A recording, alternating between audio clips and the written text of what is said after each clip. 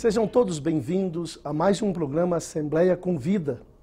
Hoje vamos abordar dois projetos de lei de minha autoria, que proíbem a pulverização aérea em lavouras e o uso no estado de São Paulo de pesticidas.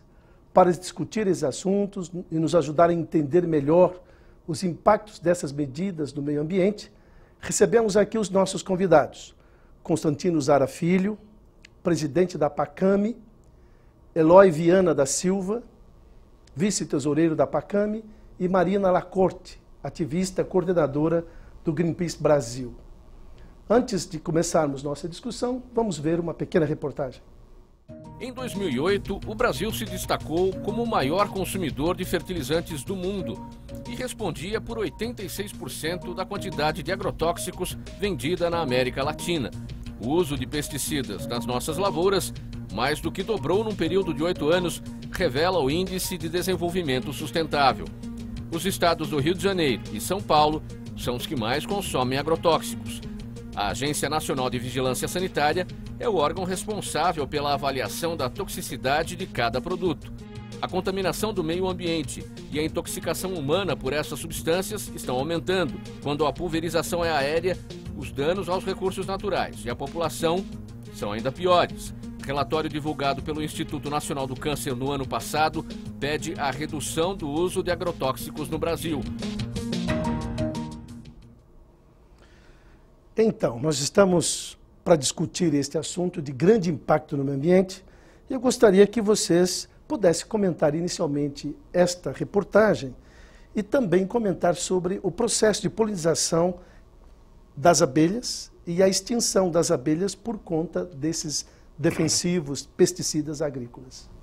Senhor Constantino, presidente da PACAME. Em primeiro lugar, deputado Padre Afonso Lobato, queria agradecer essa oportunidade de nós tratarmos desse assunto aqui na TV Assembleia, tornando mais amplo essa discussão sobre esse problema. Eu acho que a reportagem que nos antecedeu foi bastante esclarecedora. Hoje o Brasil é o maior consumidor de agrotóxico do mundo. E há uma desproporcionalidade entre a área ampliada na plantação com a utilização.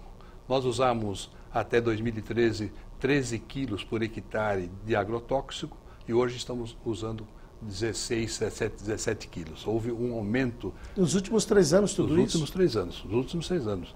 Isso representa, em relação à área plantada, aumentou 90% a comercialização. Quer dizer, hoje o Brasil passou de 647 mil quilos para 1.200.000 quilos de agrotóxico vendido no Brasil. Então, se dividirmos isso pela população, nós vamos ter mais de 5 quilos de agrotóxico por capita. Estamos nos envenenando. Exatamente, exatamente. E aí entra a questão da apicultura. Quer dizer, a abelha, inseto útil, inseto que promove a polinização das espécies vegetais. Einstein colocou há 25 anos atrás, se um dia as abelhas desaparecerem, nós, seres humanos, teremos mais 4 anos apenas de vida. Porque não havendo abelha para a polinização das espécies vegetais, nós não vamos ter animais, não vamos ter, quer dizer, vai terminar, a produção de alimentos vai cair violentamente. Então, veja, esse é um assunto que vem atingindo todos no mundo inteiro, não é só no Brasil. O mundo todo está sofrendo muito com essa questão de perda de mortalidade de abelhas em função da agressividade. Veja que nós temos nesse momento, e esses 2 projetos que o senhor colocou, são fundamentais. Um diz respeito à proibição da utilização desses pesticidas, desses venenos aqui no Brasil. Outro é a pulverização aérea feita por avião. O que ocorre agora, nesse momento? Nós temos um primeiro relatório que foi patrocinado pelo Sindiveg, que é o sindicato que reúne todas as indústrias produtoras de pesticidas. E qual é a conclusão nesse relatório? De que os pesticidas estão matando as abelhas. E qual é a desculpa? A desculpa é que a pulverização aérea é que está sendo mal usada e está promovendo a mortalidade. Então, veja, este relatório do Sindiveg, hoje ele corrobora totalmente o seu projeto a nível da questão da pulverização, primeiro, e lógico que nesse momento eles querem achar um culpado. O culpado não são eles que fabricam o veneno, são os aplicadores aéreos, os aviões que promovem mal. Porque teria uma forma de você utilizar este veneno sem este impacto nas abelhas? Teria uma outra forma de fazer essa pulverização? Eu acho que a pulverização, se ela tem que ser controlada. Então não existe a menor possibilidade de uma pulverização aérea de se controlar. Ah, mas o fulano técnico disse que se o avião vier a 5 metros de altura, num dia sem vento, quer dizer, se ele preencher todos os requisitos, talvez não causasse tanto problema, impacto do entorno do local onde está sendo pulverizado. Mas isso não ocorre. O piloto lá ganha por ação, ele tem que fazer o serviço dele, ele está preocupado, ele não quer nem saber. Nós tivemos agora, dia 5 de outubro, para o senhor ter uma ideia, uma palestra com a doutora Maria Carolina Guido, do Serviço de Vigilância Sanitário, e que está fazendo um trabalho de inspeção de apiários aqui no estado de São Paulo, e ela falou, nós estávamos lá no apiário, de repente vem um avião lá e pulverizou do nosso lado lá a coisa, quer dizer, ela ficou espantada, foi um dia de vento, ventando, quer dizer, ela relatou isso. Então, a questão, o fundamento do seu projeto, ele é procedente e nós temos que trabalhar em cima disso, porque é impossível a pulverização aérea com o controle técnico que eles propõem, porque o avião é avião e a turbulência e o vento, uma série de coisas, quer dizer, não tem como controlar isso. Eloy, Constantino estava falando da questão do vento, Marina. Pelo que eu estive lendo, exatamente para embasar o nosso projeto, foi que o vento pode ser levar este veneno, essa pesticida, a cerca de 30 quilômetros. Então, o impacto disso... E eu conversava exatamente com um pessoal que representa esses fabricantes dessas pesticidas. Eles diziam exatamente que há uma comunicação no dia da pulverização aos apicultores para que eles segurem as colmeias, não soltem as abelhas, para evitar este impacto. Isso resolveria ou amenizaria? Como é que vocês veem isso, Eloy e Marina? Na verdade, não existe muito bem essa comunicação. Tem relatos de apicultores que perderam todas as suas colmeias, porque não há um contato entre o administrador, o dono que manda passar o avião. Há uma programação, vai passar naquele dia e acabou. Vai lá e passa. E colmeias, não dá para você tirar de uma hora para outra assim, né? Não, vou passar amanhã. Quer dizer, não dá tempo, né? Você tem que ter um tempo para levar as colmeias para um lugar determinado. E se você tira dali e vai levar para uma distância de 10, 15 quilômetros, vem um avião com toda essa fumaça aí, todo esse vento, não vai adiantar também. E você falava, Marina, da questão da agricultura, que você é desse setor do Greenpeace que exatamente trabalha isso. Quando nós estamos falando, né, Constantino, de polinização e da produção de alimento, e esse impacto é muito grande, realmente, uma vez que a gente vai percebendo que as abelhas vão desaparecendo, então vai diminuindo essa produção de alimentos em tese. Sim, a gente, como organização ambientalista, a gente vê como muito grave os impactos dos agrotóxicos sobre o meio, sobre a questão das abelhas, mas é uma coisa que vai além, né, dos polinizadores, que realmente é uma questão que vai interferir na nossa produção de alimentos intimamente, mas também na questão da contaminação do ambiente. Como você já citou, a perda é muito grande desse herbicida. A pulverização aérea, ela é realmente, dentro desse contexto de uma agricultura que aplica muitos agrotóxicos, da gente ser o maior consumidor mundial de agrotóxicos, a pulverização aérea ela é ainda mais grave, porque ela tem muitas perdas, então o alvo quase que não é atingido e você tem muitos casos de intoxicação aguda, muitos casos de contaminação dos recursos hídricos. Então, realmente, é uma questão muito séria a ser tratada. Eu fico pensando que, de fato, é uma indústria muito rentável. Constantino falava do aumento deste consumo, né, desses agrotóxicos ultimamente nos últimos 3 anos. como a gente defender, por exemplo, os apicultores que estão se organizando, e hoje, pelo material que eu li, por exemplo, vocês me apresentaram vasto material, hoje existe uma organização, né, e as pessoas reclamando, de fato, o seu direito, né, na defesa não somente da produção do mel, que hoje parece-me que o Brasil também é um grande produtor de mel, né? Inclusive falava no Nordeste brasileiro, aumentou muito nos últimos anos.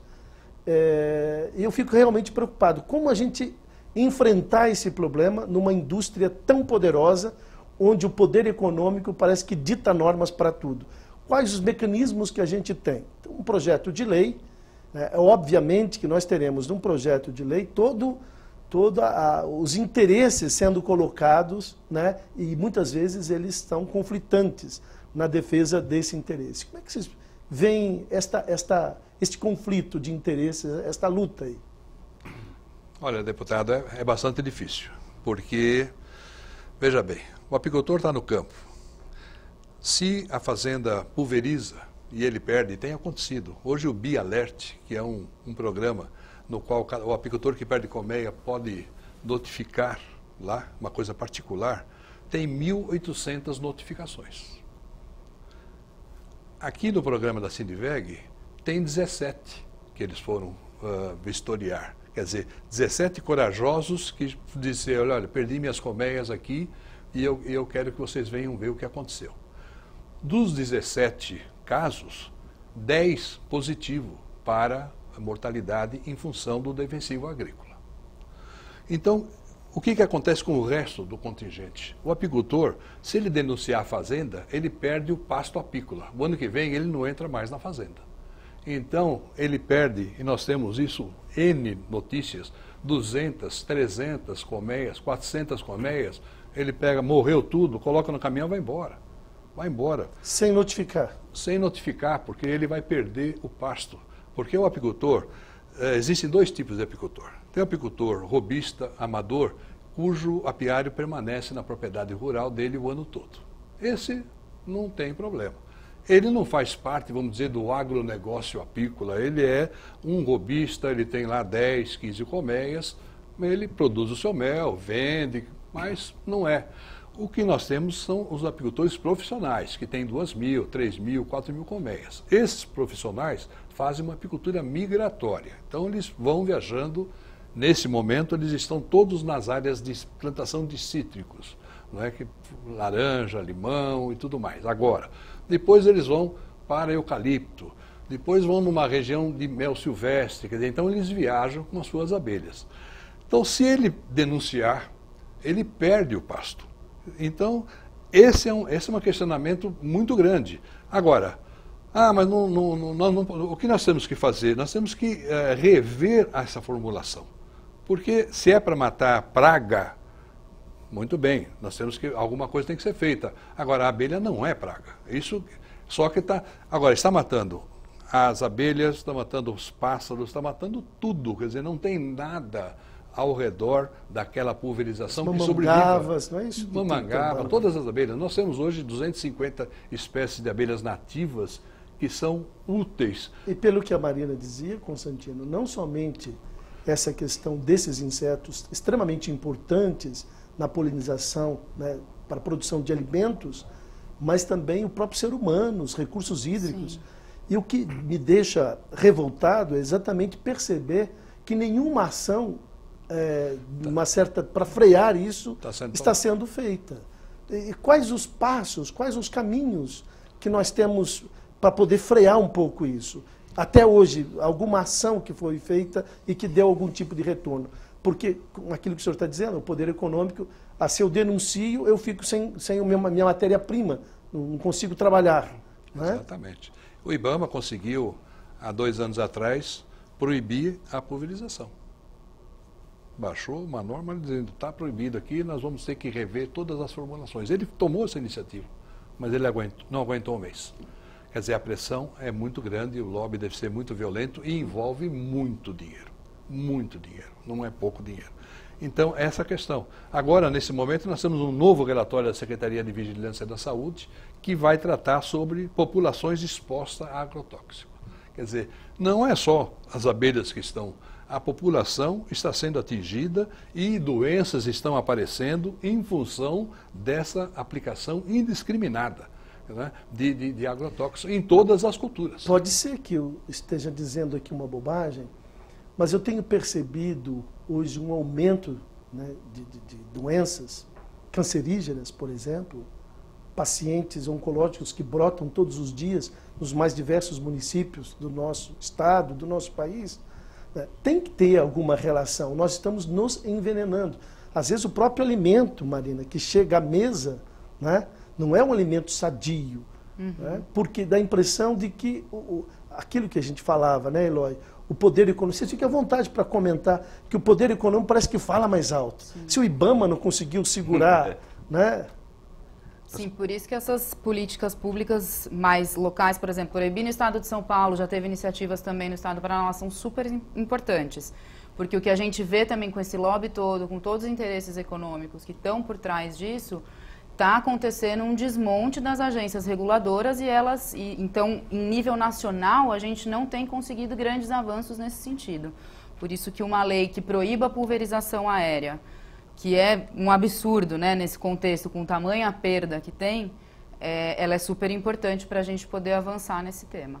Porque eu acabei ouvindo o sindicato, né, dos pilotos, enfim, me procuraram justamente por conta desse projeto. Quer dizer, um projeto de lei, ele acaba provocando uma discussão como essa que nós estamos tendo. Eu confesso para vocês que antes de chegar nas minhas mãos a proposta desse projeto de lei, eu nunca tinha ouvido falar disso. Então, na verdade, o que nós estamos fazendo é levar até a comunidade, né, uma informação para que ela busque e se informe e veja a dificuldade. Porque, para eles disseram, não tem outra forma de se fazer a pulverização senão por aviões. Não tem outra forma, né? E o Constantino acabou de dizer que existem outros mecanismos, né? Ou existem outros inseticidas que não são tão prejudiciais como esse. Tem que ter uma alternativa.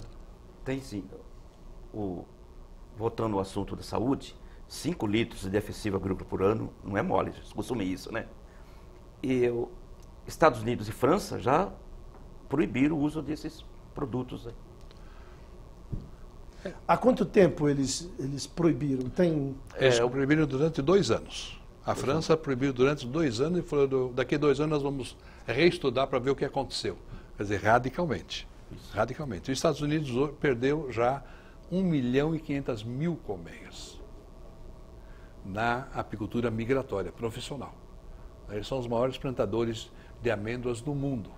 Então hoje, e essas colmeias são alugadas, porque sem abelha, 0 de amêndoa. 0. Não é 10%. 0. Então hoje, nos Estados Unidos, o apicultor aluga uma colmeia por $200 para uma florada de amêndoa, quando custava $35, $40. Não tem mais as abelhas. Não é? O próprio Barack Obama baixou uma resolução obrigando todos os próprios federais a mudarem os jardins, tudo com plantas melíferas para poder não só salvar as abelhas, como salvar as borboletas, diversos insetos que também promovem polinização, não é? E que eles estão sentindo que a coisa está se perdendo, porque não tem mais o pasto apícola, não, ou se tem, está envenenado. Quer dizer, e isso está se refletindo tranquilamente na alimentação. Isso não tenha dúvida nenhuma. Mossoró, foi feito um estudo agora sobre polinização em melão. E esses neonicotinoides, esse grupo de venenos, estavam presentes em 13 amostras que foram levantadas no néctar que foi produzido em função dessa polinização. E que a conclusão, o resumo desse estudo, está causando um impacto muito grande nas abelhas e, consequentemente, na produção de melão, que depende diretamente também de uma polinização perfeita. Porque o que ocorre? Se nós não temos uma polinização perfeita, nós temos um fruto disforme, com defeito, ele vai para a sucata, ele vai para a indústria de sucos, não é? Para que o alimento, o fruto venha para o supermercado ou para a venda, ele tem que estar perfeitamente formado, ele tem que estar sadio. Ele não pode ser um fruto doente porque foi mal polinizado, né?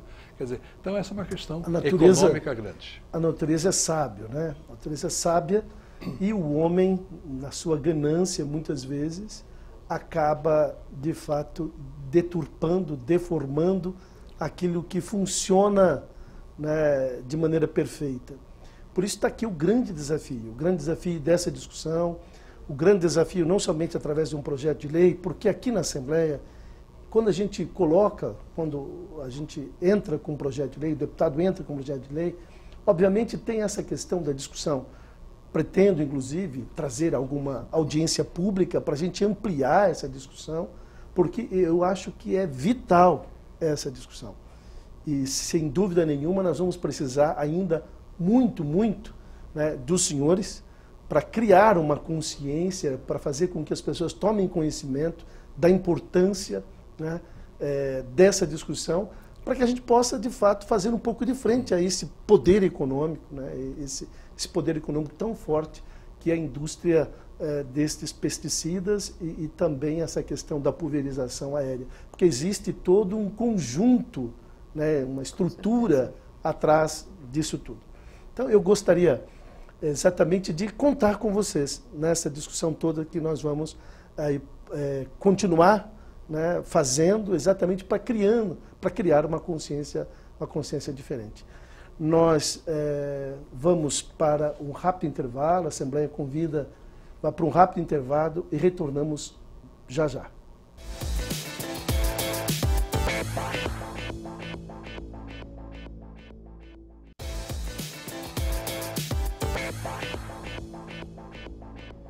O programa Assembleia Convida está de volta para debater os impactos da pulverização aérea e de uso de pesticidas no estado de São Paulo. É o que tratam os projetos de lei 405 de 2016 e 406 de 2016, de minha autoria, que se encontram na Comissão de Constituição e Justiça e Redação desta Casa. E voltamos com os nossos questionamentos aos nossos convidados sobre a eficiência dessa pulverização. Eu gostaria de iniciar este segundo bloco dizendo se ficou alguma coisa do primeiro bloco que vocês gostariam ainda de comentar e realmente elucidar melhor, dessa questão que nós estamos discutindo no primeiro bloco. Acho que em relação a essa questão de só ter a pulverização aérea como solução e como forma de aplicação dos agrotóxicos nas monoculturas, acho que é fácil a gente falar que só tem essa solução quando só se investe nessa solução e quando só se volta os esforços para esse tipo de aplicação. Então, a gente tem evidência o suficiente para saber dos impactos dos agrotóxicos na saúde humana e no meio ambiente. O senhor estava falando até do aumento do número de câncer, né, os casos de câncer. Existe um estudo aí novo, que é um atlas, né, que mostra locais, regiões com alto uso de agrotóxico e alta incidência de câncer também. Então, assim, é muito difícil você fazer a correlação direta, porque você precisa de uma exposição contínua no longo prazo, né, os problemas demoram a aparecer, mas a gente tem sim evidências o suficiente que mostram isso. O INCA soltou uma nota agora mostrando essa relação entre agrotóxicos e doenças. Então a gente tem razões o suficientes para tentar investir em outras coisas, para tentar fazer uma transição para uma agricultura menos nociva, que aplique menos desses pesticidas, né? Ou que um dia a gente consiga não aplicar estes pesticidas, porque eles são de fato muito nocivos para a saúde humana e para o meio ambiente.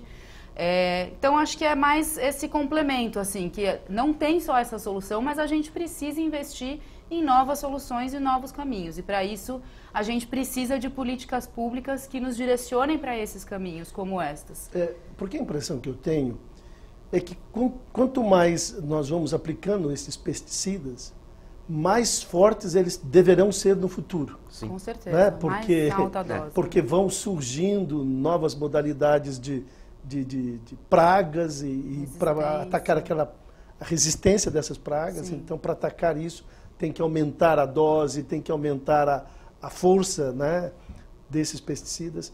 De fato, a gente olhando assim, o ser humano está se envenenando, né, e ele está envenenando a si próprio. Agora, o que é revoltante é perceber que tudo isso por conta do poder econômico, por conta do dinheiro. O dinheiro fala mais alto, né, do que a vida, do que estes valores que nós defendemos. Exato.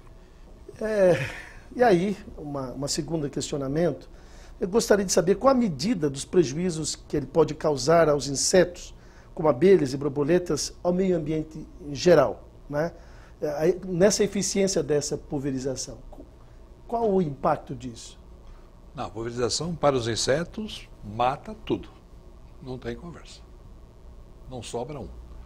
Então veja, deputado, estava comentando, de 2007 a 2013, o aumento de 90% na comercialização é aquilo que o senhor estava dizendo. Quer dizer, as pragas estão ficando mais fortes e está se precisando usar mais inseticida cada vez para poder obter o resultado.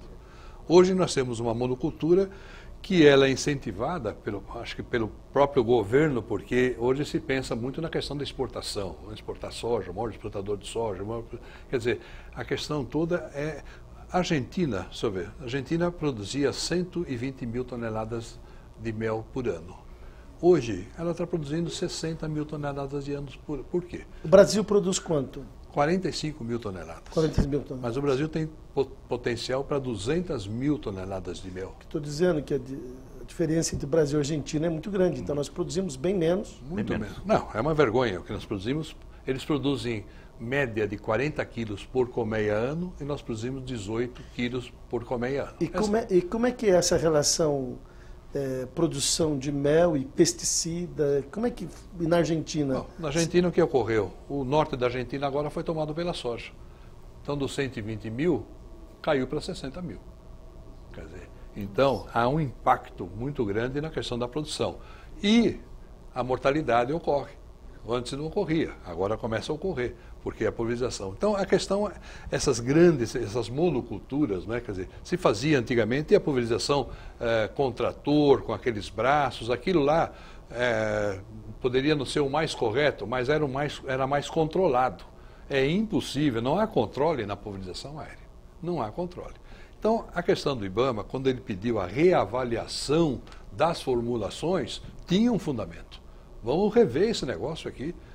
Talvez essa formulação seja muito forte ou esteja errada, tudo mais. A indústria de pesticida, ela insiste que o fulano faz mau uso, não é? Ele usa mal, né? Agora, usa mal, quem é que orienta se usa mal? Como é que é? Alguém vai ler a bula do tal do veneno? O fulano não lê nem bula de remédio para tomar em casa, quanto mais para aplicar. E já ocorreu num tanque de um avião, ter 15, 16 produtos de inseticida. Não é um produto só. Aquilo é uma bateria de coisas, quer dizer, é um coquetel, não é? De inseticida que é aplicado e está resolvido o problema, matou as pragas todas lá, ótimo, não é? Só que junto com aquelas pragas todas foram os insetos úteis, não é? Então não sobra nada. Então o impacto é esse. Então, na verdade, quando Constantino diz que não existe controle, e não existe controle mesmo. Por quê? Não somente no manuseio, você está dizendo que existe um coquetel, né? Mas também na questão do vento. Quem que vai controlar o vento? Exato. Né? Por exemplo, você está fazendo ali uma pulverização, daqui a pouco começa a ventar, você vai parar de pulverizar por conta do vento, quer dizer... Então é um risco muito grande, né? A própria turbulência do avião. E tem uma outra coisa, uma outra coisa que não abordamos aqui, que não é só os insetos. Esses venenos, eles infectam a semente, o pássaro come a semente, em seguida morre. É toda a biodiversidade fica comprometida. Você não vê pássaro nessas plantações, em grandes plantações, porque eles morreram. Porque ele não consegue digerir a semente que ele engole. Quer dizer, é uma cadeia que está indo embora. Então, mas isso eu fico pensando, né, Marina, como que essa informação ela não consegue chegar às pessoas? Nós estamos aqui discutindo 2 projetos de lei, um projeto de lei que proíbe a pulverização aérea e outro proíbe a comercialização de alguns pesticidas, mas nós estamos discutindo aqui na TV. Eu nunca vi essa discussão em outro espaço. Aqui nós estamos discutindo porque existem 2 projetos de lei. E eu digo a vocês que nós teremos muita resistência para aprovar esses projetos, justamente por conta deste poderio econômico, né, e por conta dessa pressão que pode haver. Essa casa, ela acaba sendo, de fato, um reflexo daquilo que é a sociedade, né? É por isso que eu acredito que nós temos que buscar forças, né, buscar mais braços, para que ajude a gente a defender essa proposta, né, Constantino? Sim. A Marina. A gente tem que realmente publicizar essa questão, porque a população acha, e assim, todo mundo, né, não só, assim, a gente acaba não tendo escolha do que a gente consome. A população acha que é normal hoje em dia a gente consumir agrotóxicos, porque a gente não tem, de fato, acesso a alimentos no mesmo preço, né? Orgânicos normalmente são mais caros, são mais difíceis de encontrar por conta de todo um pacote de distribuição que tem aí. Então, a população normalmente acha que é normal a gente ingerir agrotóxicos. E não é. Essa escolha, na verdade, ela é feita lá atrás, quando o poder público resolve investir muito mais nessa agricultura que usa agrotóxicos dessa maneira, que permite a pulverização aérea, né? Essa escolha ela é feita muito antes do consumidor poder fazer a escolha dele. Existe, por exemplo, essa questão do controle, que o Constantino estava falando. Se nesse cenário ela já está ruim, ela vai ficar ainda muito pior. Porque ela pode ficar ainda muito pior. Talvez a gente consiga barrar isso, mas existe um projeto de lei já tramitando no Congresso que vai fazer o desmonte da lei de agrotóxicos. Era o 3200, mas por conta de vários apensamentos ele mudou o número agora. Que vai fazer o desmonte geral da lei de agrotóxicos, pretende tirar o poder da Anvisa e do Ministério do Meio Ambiente, do IBAMA, para aprovar novos agrotóxicos. Quer dizer, só o MAPA, que é quem recebe a solicitação das empresas, vai poder fazer essa avaliação desses pesticidas, avaliação de risco, e vai aprovar esses pesticidas. Ou seja, o cenário aí pela frente é realmente bastante complicado. Eu estou fazendo uma conta, a impressão que é conversa de doido. A conta que eu estou fazendo é o seguinte: aquilo que se acaba tendo de lucro, o poder público depois gasta para tratar a doença. Sim. Exatamente. E gasta mais. Muito Só mais. que isso está concentrado na mão, né, de poucos. Esse recurso, esse lucro aferido, ele está concentrado nas mãos de poucos. E depois todo mundo, toda a sociedade vai pagar essa conta, né? É uma coisa absurda. Eu acho que tem que haver, da parte da sociedade, uma pressão. Vocês sentem uma certa resistência dos agricultores em relação a isso? Quando a associação coloca este assunto, vocês sentem muita resistência? O agricultor, ele está preocupado com a produção dele, ele tem que ter aquele resultado, não é? Ele não entende bem. Existe uma falta de cultura, não é? Aqui no Brasil. Quando a gente fala, a nossa associação nasceu há 37 anos atrás. E qual é o nosso lema? Abelhas a serviço da agricultura. Há 37 anos atrás. Então hoje é que nós começamos... Hoje salvem as abelhas, mudou, né, o lema. Quer dizer, já mataram as abelhas e agora que aí você fala, pô, mas aí estão fazendo... Por que o mundo inteiro está se mobilizando? Porque vai faltar alimento. E as abelhas agora, poxa, e as abelhas fazem mel? Não, a abelha não faz mel, não é pólen, não é própolis, isso é tudo subproduto da apicultura. A abelha é produtora de alimento, é o único inseto que mantém, que preserva a espécie vegetal. Olha, Constantino, eu gostaria de pedir a você que repita isso que você acabou de dizer. Porque eu acho que isso é extremamente importante. Porque até agora, a abelha fazia mel, né? Agora, quando você diz a abelha é produtora de alimento, isso tem um impacto muito maior. Mas essa é a finalidade. Na natureza é isso. Nós promovemos cursos de apicultura e a primeira coisa que nós colocamos lá, falou, vocês vieram aqui para produzir mel, vocês foram enganados. Porque a abelha não produz mel. Aliás, na apicultura, mel é o subproduto mais barato. Mais barato.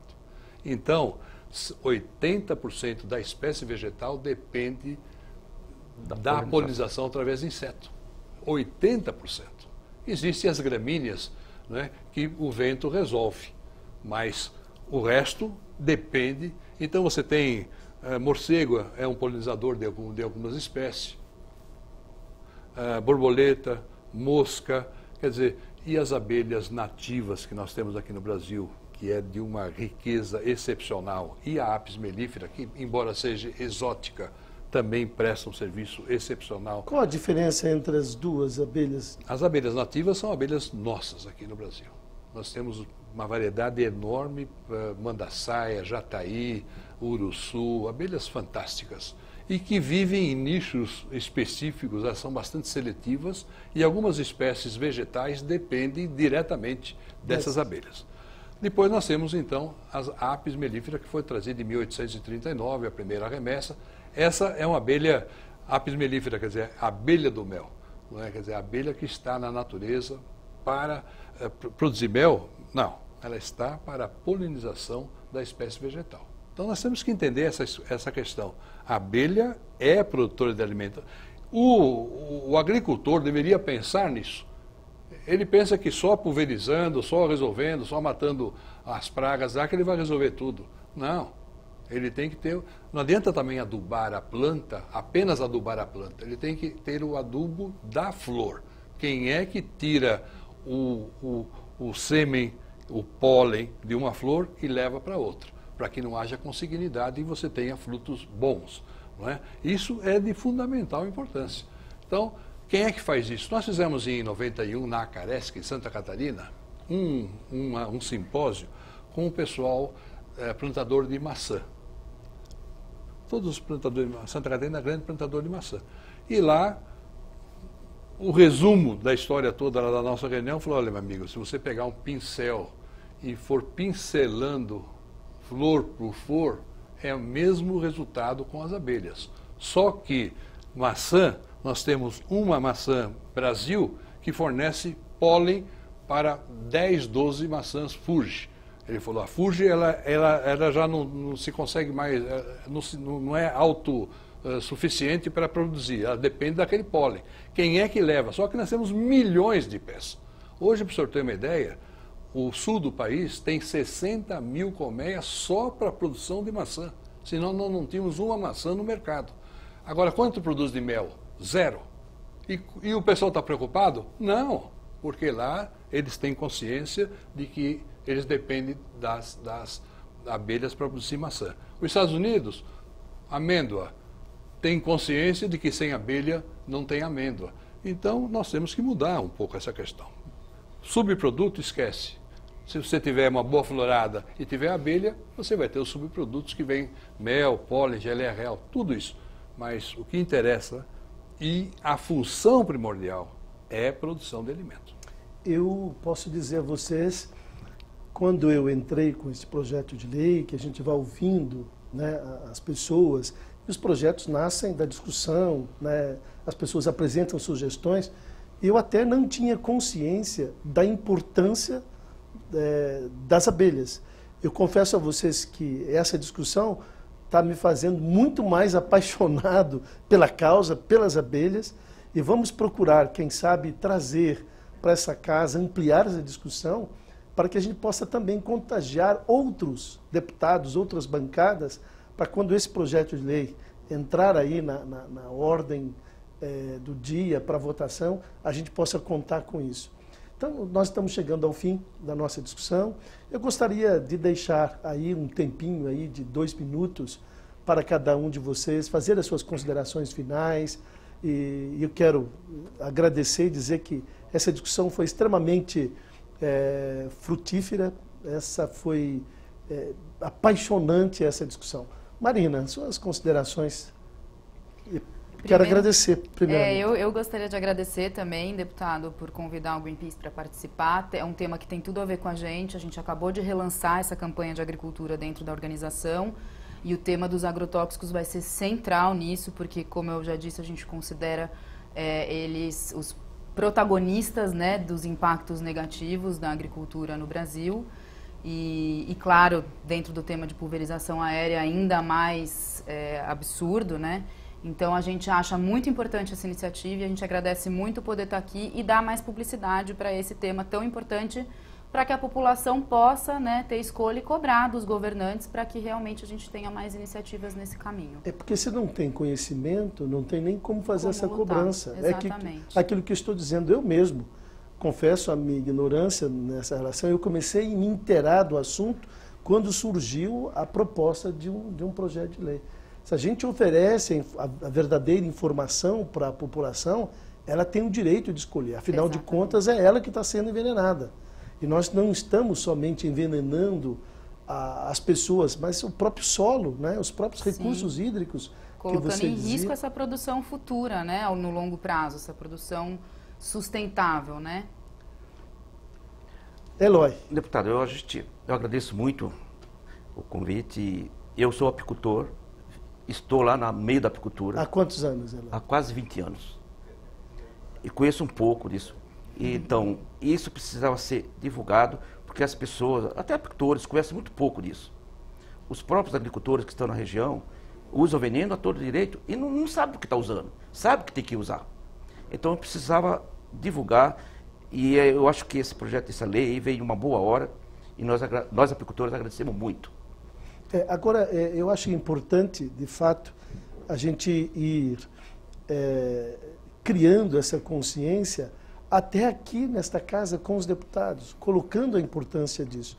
Então, quando esse projeto entrar na Comissão de Constituição e Justiça, eu acho que já está na comissão um projeto, até um recebeu parecer contrário, né?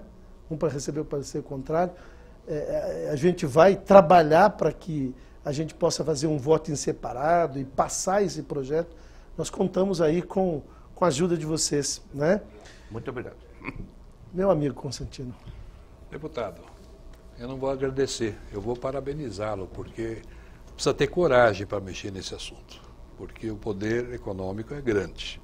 Eu acho que de tudo que a nossa reunião aqui hoje, esse programa, é uma oportunidade única da gente estar falando um pouco mais para mais pessoas, né, sobre esse assunto. Está começando agora está começando a haver uma nova consciência. As pessoas estão falando mais nesse assunto, a todo momento surgem notícias aqui, ali, quer dizer, isso vai indo devagarzinho. O fato, eu acho que nesse momento é histórico, é um marco, quer dizer, o próprio Sindiveg, que é o sindicato aceitar que estão matando a abelha, já é um fato inédito, porque não se fala, eles não admitiam em hipótese alguma. Não admitiam? Não admitiam em hipótese alguma. Então agora eles já chegaram à conclusão. Estão achando a desculpa, que é o avião. O avião está sendo dentro do seu projeto, porque realmente ele é um dos agentes que está causando o problema, que está espalhando esse veneno mais do que devia, porque se é para a cultura, tem que fazer alguma coisa limitada à cultura. Não temos nada que passar lá para o vizinho essa coisa. Então, deputado, em nome dos apicultores do Estado de São Paulo, e hoje a Pacame representa 8.200 sócios que nós temos, quer dizer, nós temos apicultores desde o que tem 2 colmeias até apicultores que têm 4.000, 5.000 colmeias. Quer dizer, esse universo é um universo muito grande e o Brasil tem esse potencial. Nós exportamos agora, esse ano, 22.000 toneladas de mel, que já o nosso mel é muito apreciado, porque nós temos uma diversidade de flora excepcional. Então, o nosso mel é apreciado no mundo inteiro e nós não temos mais mel para exportar. Quer dizer, então, os apicultores têm interesse, só que estão sendo acuados em função da perca da mortalidade das suas abelhas e não existe nenhum apoio. Perdeu as abelhas, problema do apicultor, até logo passar bem. Quer dizer, aí vai reclamar com quem?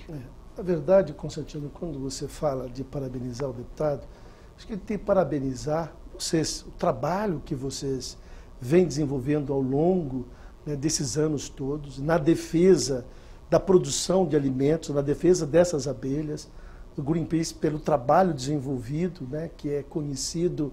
Aí, quando se fala em Greenpeace, você sabe que, de fato, o assunto é sério. Nós que temos que parabenizar. Agora, a coragem é porque nós temos que defender os interesses da população.